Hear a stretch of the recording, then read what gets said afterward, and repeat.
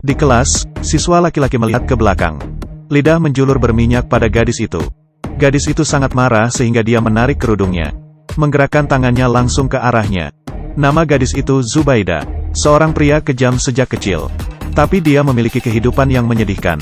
Setiap pagi, ayah akan melempar sandalnya, karena dia menolak membiarkan kakaknya mengantarnya ke sekolah. Pengawal atas nama, tapi sebenarnya aku ingin memantau keberadaannya. Kakak juga tidak tahu malu. Dia mencari uang Zubaida di setiap kesempatan. Satu-satunya hobi Zubaida adalah tinju. Mimpi terbesarnya adalah menjadi seorang petinju. Tapi di Pakistan, mimpinya sulit diwujudkan, hanya karena dia perempuan. Benar saja, begitu sampai di rumah, Zubaida dipukuli lagi, karena orang tuanya mengetahui tentang dia berlatih tinju. Semua privasi Zubaida terungkap dalam sekejap. Dia ingin melarikan diri tetapi ditangkap kembali sebelum pintu keluar. Ibu dan ayah juga menyambar teleponnya. Zubaida ingin melawan, tapi tamparan ayah langsung kena. Dia mencubit lengan Zubaida, memaksanya untuk membuka kunci kode. Saudara yang kejam mengambil kesempatan untuk mengipasi api.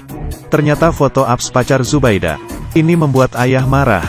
Dia menamparkan tangannya dan memukul Zubaida dengan keras. Bahkan menguncinya di kamar. Zubaida terjebak di pintu dengan putus asa. Ini seperti berdoa, tapi seperti menolak. Untungnya tetangga yang baik hati menemukannya. Dan siapkan tangga untuk membawanya ke bawah. Setelah itu, tetangga membawa Zubaida ke rumah kakaknya. Kakak sangat kaya, lihat Zubaida dengan menyedihkan. Mulai mengajaknya berbisnis. Segera menghasilkan banyak uang. Zubaida yang baik hati dengan cepat mengambil uang itu dan kembali untuk menghormati orang tuanya. Dia merasa bahwa selama dia menghasilkan banyak uang, orang tua dapat menerima diri mereka sendiri. Benar saja, dia menerima telepon dari rumah keesokan harinya. Membujuknya untuk pulang. Mendengarkan suara orang tuanya, Zubaida tidak bisa menahan tawa. Tapi tetangganya sangat berhati-hati. Dia menyarankan Zubaida untuk berhati-hati dengan konspirasi orang tuanya. Tapi Zubaida yang tidak bersalah berpikir, bagaimana orang tua bisa menipu dirinya sendiri? Jadi dia berlari pulang dengan penuh semangat. Dia sangat senang bahwa dia tidak melihat ada yang salah di rumah. Misalnya, ketika dia memeluk ayah. Ayah berperilaku sangat acuh tak acuh. Misalnya, ibu hanya peduli untuk merias wajahnya. Juga mengisyaratkan bahwa dia harus menikah. Bahkan ibuku menemukan alasan untuk menyita ponselnya. Dan kemudian menipunya untuk mengenakan gaun pengantin. Zubaida, yang berada dalam kegelapan, belum menyadari apa yang terjadi. Ibu membawanya ke ruang tamu. Zubaida menyadari itu. Ibu dan ayah melakukan hal mereka sendiri dan memberinya pernikahan. Duduk di sebelah tunangan yang aneh. Zubaida menulis keputusasaan di seluruh wajahnya. Dia ingin melarikan diri, tapi ayah mengancamnya dengan senyuman. Zubaida tidak menyangka, ayah sangat kejam. Mereka menekan tangan Zubaida sampai mati. Dia tidak diizinkan untuk melarikan diri. Untungnya, rekan Zubaida masuk. Mereka menutupi kerudung mereka dan mengangkat pistol mereka. Menyelamatkan Zubaida. Kembali ke toko, hati Zubaida tidak bisa tenang untuk waktu yang lama. Untuk menghiburnya, tetangga Batu menepuk pundaknya, menceritakan kisahnya tentang dirinya sendiri. Ini adalah malam pernikahan Batu. Tapi dia duduk di tempat tidur. Tidak ada jejak kegembiraan di wajah. Dia ingin melihat rumah baru dengan baik. Tetapi menemukan bahwa ada secangkir susu untuk tubuh suami di samping tempat tidur.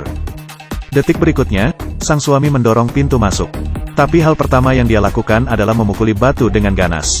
Sang suami pergi dengan kecewa keesokan paginya. 7 bibi dan 8 bibi mulai membalik spray ketika mereka masuk. Mereka kecewa melihat spray putih. Sejak itu, Batu menjadi terkenal sebagai pelacur. Sebentar lagi Batu hamil. Tapi saya tetap harus melayani suaminya setiap hari. Jika Anda tidak hati-hati, suami Anda akan membencinya karena tidak feminin. Batu benar-benar marah. Dia mengambil besi ZS dan mendapatkan suaminya. Batu divonis 20 tahun. Ketika dia kembali ke rumah sebelumnya, satu-satunya orang yang menyapanya adalah penunjuk arah dari tetangga. Rasa jijik dan prasangka. Sekarang semua pembunuh telah menjadi tetangga kita. Batu buka koleksi kalung. Di dalamnya ada foto putrinya. Ini adalah kekhawatiran terakhirnya. Tapi itu sudah diadopsi oleh orang lain. Jadi Batu menyingsingkan lengan bajunya.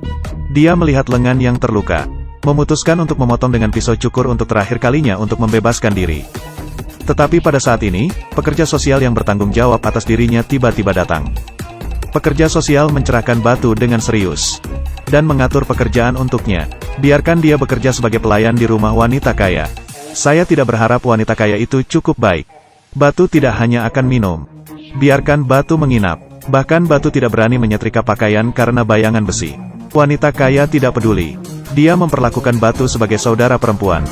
Bahkan menarik Batu untuk berbisnis bersama. Segera mereka menghasilkan banyak uang. Batu buru-buru menyimpan semua uangnya. Kemudian keesokan harinya dia membawa sekarung uang ke panti asuhan. Dia ingin mencari tahu keberadaan putrinya. Sangat mudah untuk melakukan sesuatu jika Anda punya uang. Segera Batu mendapat petunjuk tentang putrinya. Dia menemukan keluarga yang mengadopsi putrinya. Batu melihat seorang gadis menyiram melalui pagar. Intuisi mengatakan kepadanya bahwa dia harus menjadi putrinya. Apa yang bisa saya bantu? Tapi salam dari gadis itu. Batu kabur. Dia khawatir tentang kemunculannya yang tiba-tiba akan menghancurkan kehidupan bahagia putrinya.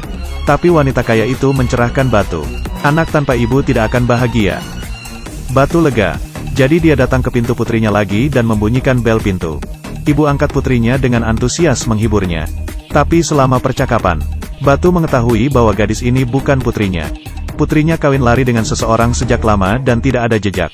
Ibu angkatnya juga mengatakan bahwa putrinya telah menyaksikan pembunuhan Batu terhadap suaminya. Dia baru saja belajar dengan buruk dan menjadi seorang adik perempuan. Batu putus asa. Satu-satunya harapan dalam hidupnya benar-benar hancur. Jadi dia melirik foto putrinya terakhir. Mengambil pisau yang tersembunyi di dalam tubuh. Dia memotong pergelangan tangannya di kamar mandi. Tapi Batu tidak mati. Kolega menyelamatkannya. Melihat mata rekan-rekan yang prihatin, Batu memutuskan untuk mengabdikan dirinya untuk karirnya di masa depan. Jangan biarkan wanita menderita seperti ini lagi. Di bus, pria itu berjalan di belakang gadis itu. Aku mengulurkan tanganku melintasi pagar. Seorang pria malang di taman juga memegang ponselnya. Gadis-gadis yang difoto secara candid. Tapi gadis-gadis itu diam. Sampai mereka ingat bahwa organisasi penyihir telah mengeluarkan alat bantu diri. Jadi gadis di bus mengeluarkan semprotan anti serigala.